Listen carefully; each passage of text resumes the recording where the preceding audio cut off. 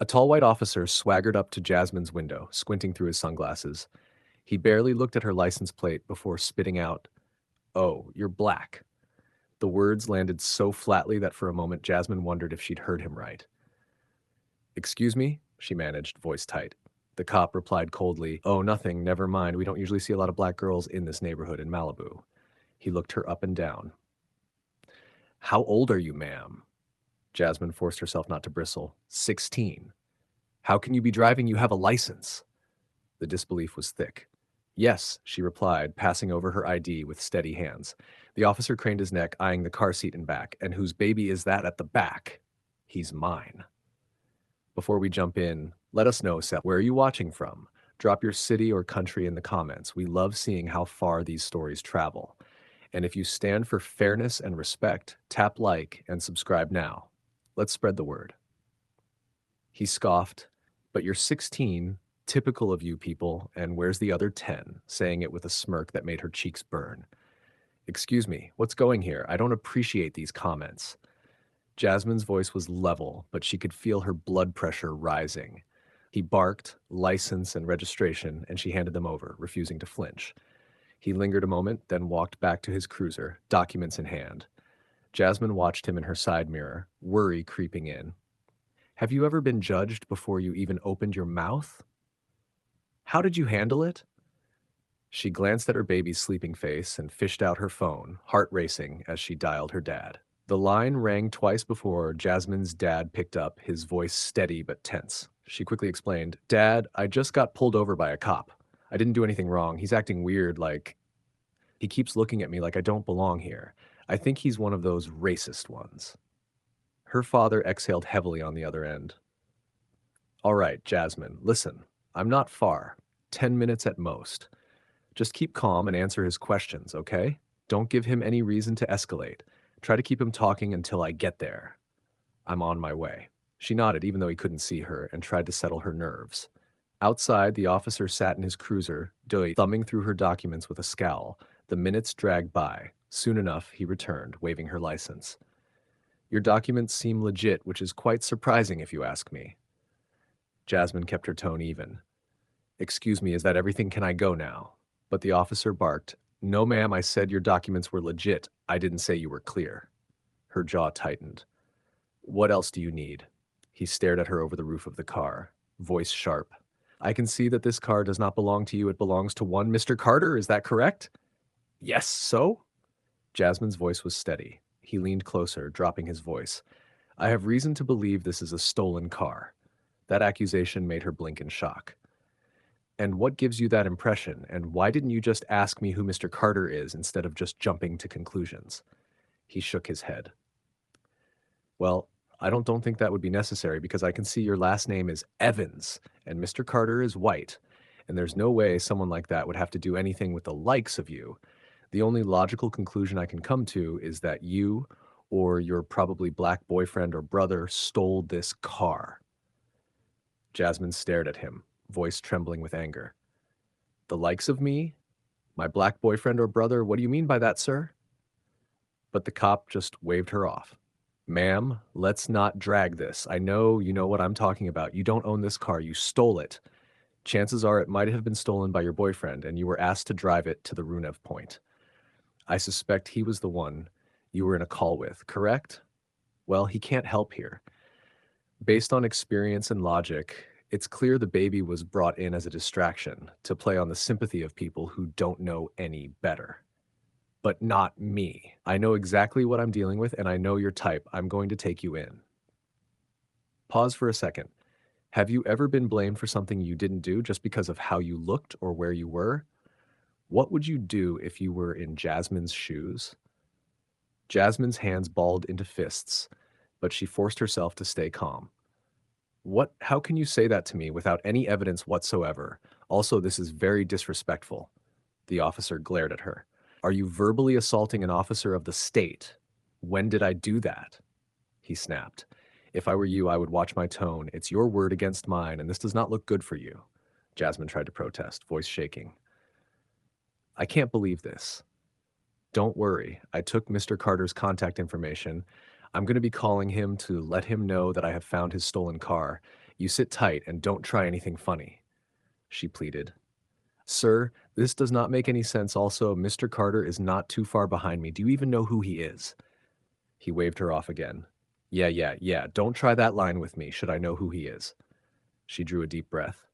If you care about your job and all that's related to it, yes, you should. His eyes narrowed. So now you're threatening me. Nice, let me pen that down too. You're going away for a long time. Away for what? What exactly did I do? He scoffed. Still playing innocent? Or we don't worry, you won't be doing that for long.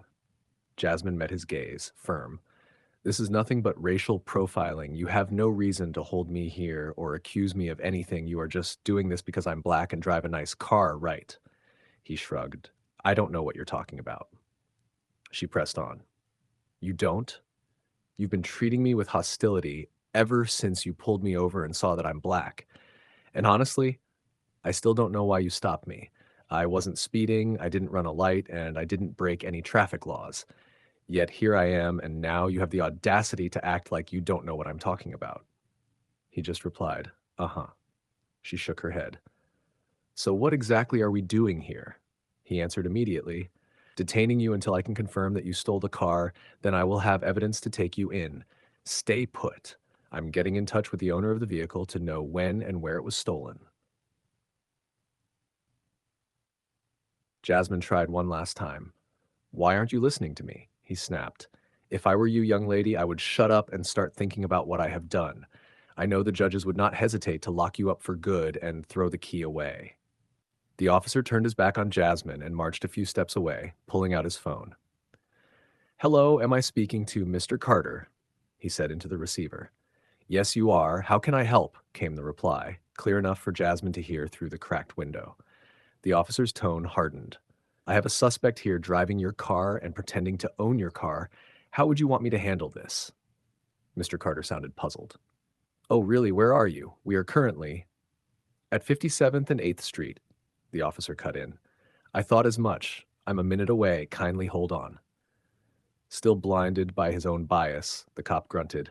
Oh, wow, you have trackers installed in your car. I see. Okay, see you soon. Then he turned back to Jasmine, shaking his head. I don't know why you're shaking your head. You should be saying your final prayers by now. I don't know what's wrong with your kind and taking things that don't belong to you. Jasmine clenched the steering wheel so tightly her knuckles went white. Her baby stirred in the back seat, whimpering in his sleep. She fought the urge to scream. Let me ask, have you ever felt totally powerless in a situation where you were the one being wronged? What would you do if it was you, trapped in Jasmine's place right now? Suddenly, another car pulled up behind the police cruiser. Out stepped a well-dressed white man in a navy suit, brisk and purposeful. The officer eyed him, trying to maintain his usual swagger. Looks like your time's up, he muttered to Jasmine, a twisted grin on his face. The white man approached the officer. Hello, Officer John Carter here. The cop straightened a little. I can tell, sir, it's a pleasure to have you here. He tried to appear respectful, but a note of arrogance clung to his voice. He proceeded. When did you last see this vehicle, sir? About half an hour or so ago. And you haven't seen it since? I have not. I didn't think I was going to see it any time soon until I got your call. The officer nodded smugly. I thought as much. Have you filed a complaint? No, I have not. Do I need to? Watching this officer jump to conclusions just because of Jasmine's skin color, it's exactly why these stories matter. If you believe everyone deserves to be treated with fairness, hit like and subscribe so more people can see what's really happening. The cop explained, I think you should not. I was on this highway when I thought I had seen a black woman driving this car, and so I followed and stopped her, and indeed it was a young black teenage girl behind the wheel. And the first thing that came to mind is, what is she doing? This neighborhood. Do not get me wrong, but not many people can afford to live here. Mr. Carter simply said, okay. The cop kept going, digging himself deeper. What's more, she had a child at 16 years. That's how I knew she was ghetto. And I also knew if she was ghetto, then this car is probably stolen. After checking the registration and seeing your name on the car, I knew that her boyfriend, her or useless baby daddy, had stolen this car and given it to her to transport, since she could pass as a teenage mom right minding her business, Mr. Carter said quietly. I see. The officer leaned closer to Mr. Carter, lowering his voice as if sharing a secret. I have always wondered, why wouldn't they just pack back to their home continent? I mean, is that so hard? All they do is take over and over again. I'm done. I've had enough. Mr. Carter's face stayed unreadable. I see. But did you ask her any questions as to how she got the car and all of that? The cop stood tall, a hint of pride in his reply. No, sir. I intend to fully interrogate her at the station. She's going away for a long time. But Mr. Carter's tone sharpened. I see. But I thought your procedures required you to ask the necessary questions first to figure out whether what you're assuming is actually true or not.